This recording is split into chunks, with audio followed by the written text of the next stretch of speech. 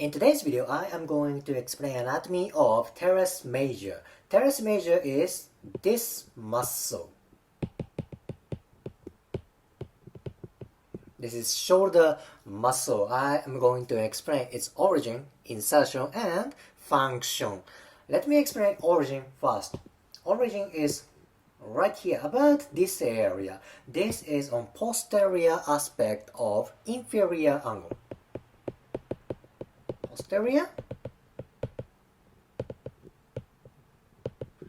Posterior part of inferior angle. It's about here, and I believe it's a little bit close to lateral border. Lateral border is about here. When you open up anatomy book, it says it's on posterior aspect of inferior angle, but in my opinion, I believe teres major partially attaches to lateral border. It's basically this area. Then, what is insertion?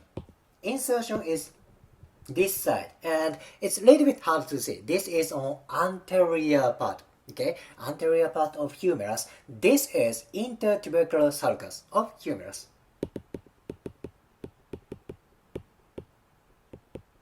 Intertubercular sulcus of humerus. It's a little bit hard to memorize, right? So it's basically on anterior part of humerus. This is important thing to understand its function. So let me explain its function. Teres major has three functions. One function is shoulder extension.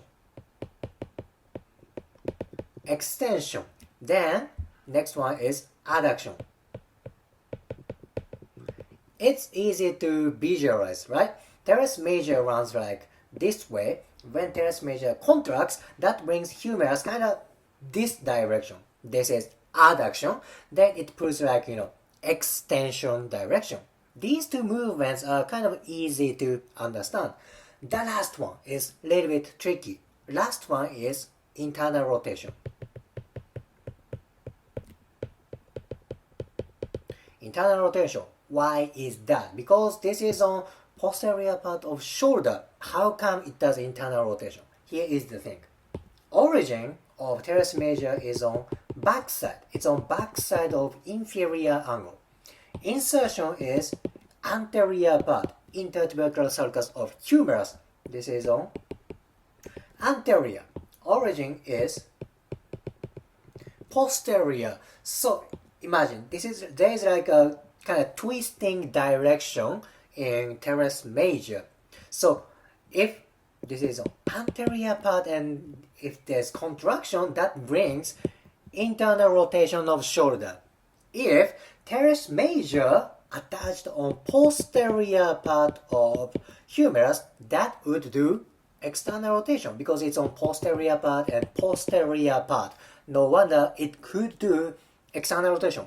But reality is insertion is on anterior part. Then again there is kind of a twisting direction. This twisting kind of orientation brings humerus to internal rotation. This is important thing.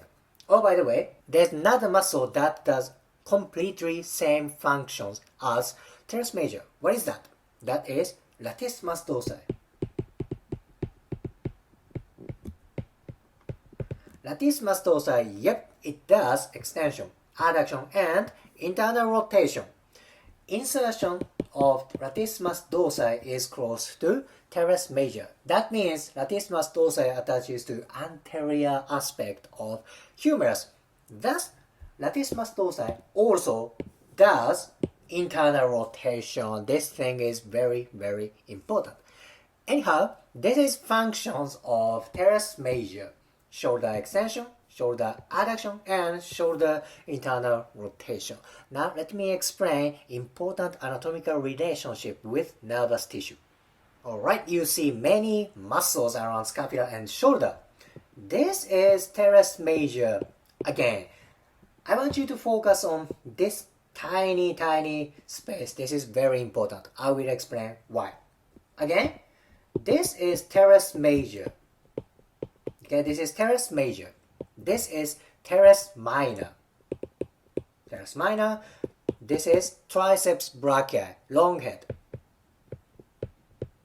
Long head triceps brachii. Then this is humerus.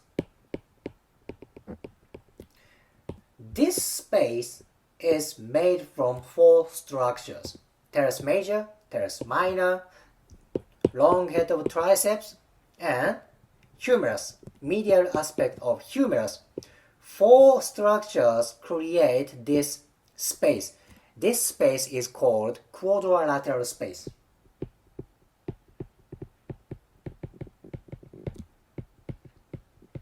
This tiny space is very important. Why? Because one nerve kind of penetrates this space, like this. This nerve is axillary nerve.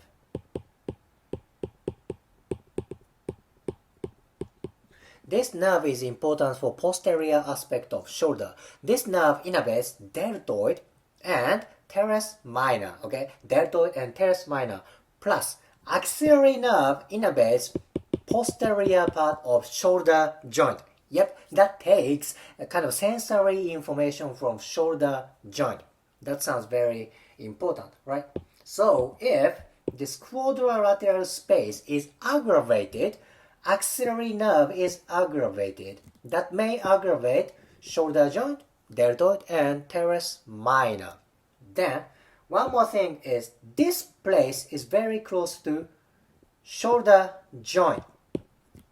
Then what happens if somebody has shoulder dislocation? What happens if somebody has a humerus neck fracture? These 2 injuries are very common among shoulder injury. Again, shoulder dislocation, humerus neck fracture. If these kind of trauma happens, maybe quadrilateral space is aggravated. Then axillary nerve is aggravated. This is very important space. Then today's topic is about teres major. Teres major kind of creates part of quadrilateral space. If teres major gets tight, that may diminish its quadrilateral space.